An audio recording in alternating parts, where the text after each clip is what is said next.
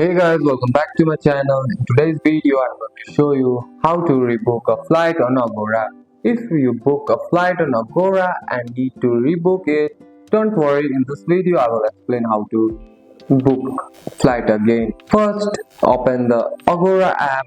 Open the Agoda app on your phone and log into your account. Go to your booking, tap booking at the bottom of your screen, find your flight booking and tap on it. Scroll down and look for the option like change flight, modify booking or manage booking. If you see this option, tap it and follow the steps to show a new date or time. In the booking page, look for the airline name and booking reference number. Open the Safari or the airline official app. Go to the manage booking or the flight website and enter your last name and booking reference. If your booking allows change, you can select a new flight. You may need to pay a change fee or fare difference depending on your ticket.